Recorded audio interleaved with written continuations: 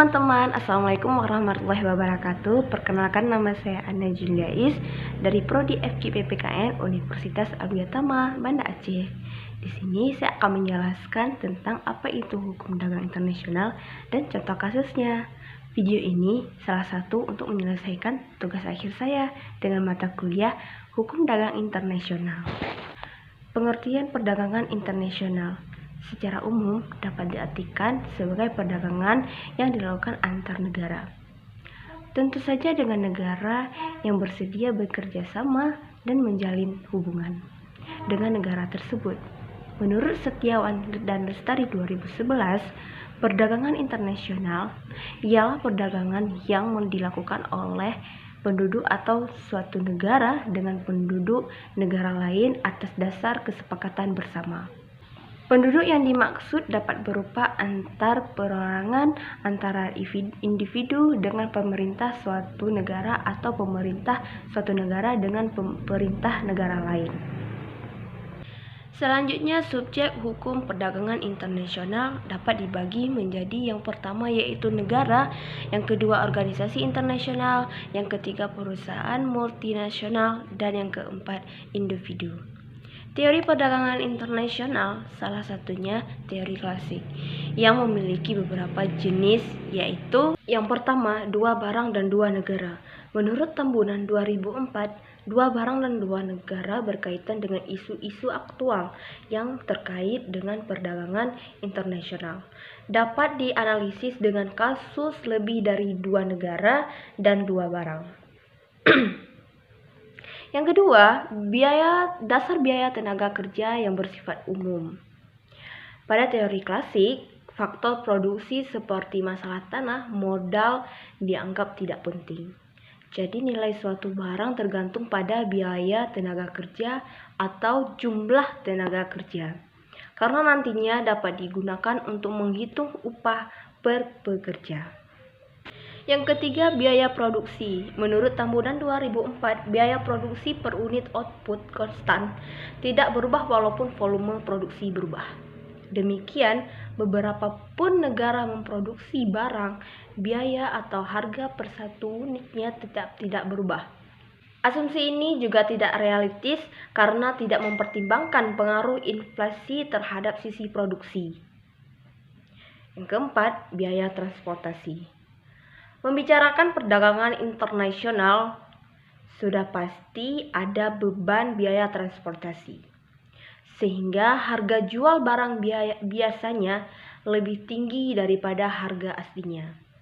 Apalagi jika barang tersebut diekspor, namun seiring kecanggihan teknologi, biaya transportasi menurun hingga lebih rendah dibandingkan beban biaya transportasi 25 tahun yang lalu. Jika melakukan suatu perdagangan internasional pasti ada tujuannya. Apa sih tujuannya? Yang pertama itu menaikkan devisa negara, dan yang kedua memenuhi kebutuhan manusia, dan yang ketiga mendapatkan penghasilan, dan yang keempat memperluas pasar, dan yang kelima transport teknologi modern. Dan yang terakhir meningkatkan kemakmuran masyarakat. Jika ada tujuan, pasti ada manfaatnya. Apa sih manfaat perdagangan internasional? Yang pertama itu mempererat hubungan antar negara, yang kedua memenuhi kebutuhan setiap negara, yang ketiga meningkatkan jumlah produksi barang secara maksimal, dan yang keempat membangun kemajuan ilmu teknologi dan pengetahuan, dan yang kelima pengadaan spesialisasi produksi, dan yang terakhir mengurangi angka pengangguran. Selanjutnya, ciri-ciri hukum perdagangan internasional. Yang pertama itu, pihak yang terlibat tidak saling bertemu dan mengenal satu sama lain. Dan yang kedua, menggunakan bahasa tradisional seperti bahasa Inggris. Dan yang ketiga, transaksi menggunakan mata uang dominan. Contohnya seperti dolar Amerika dan dolar Singapura. Dan yang keempat, apabila terdapat konflik, penyelesaian merujuk pada konvensi internasional yang telah disepakati bersama. Dan yang kelima, besarnya keterlibatan negara dalam mengatur penguatan maupun memberikan perlindungan pada pelaku bisnis.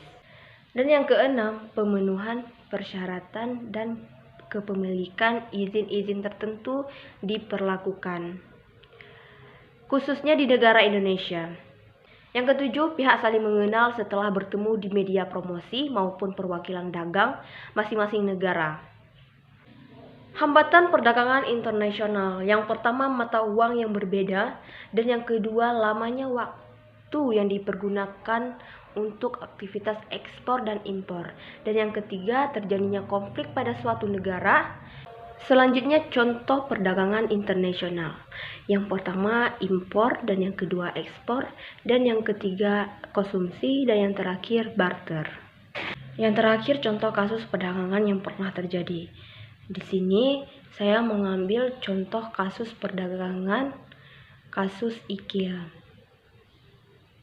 Siapa sih yang tidak kenal IKEA? Saya rasa yang suka dengan dunia interior rumah pasti kenal. Jadi terjadi masalah IKEA Intan Khatulistiwa Esa Abadi melawan IKEA Swedia di tahun 2013 yang lalu.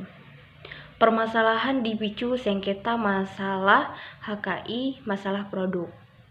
Jadi, IKEA Swedia melayangkan gugatan ke IKEA dari Indonesia agar membatalkan merek yang sama tersebut. Kemudian, Mahkamah Agung membatalkan gugatan IKEA Swedia karena IKEA Indonesia telah terdaftar di Dirjen HKI pada Desember 2013.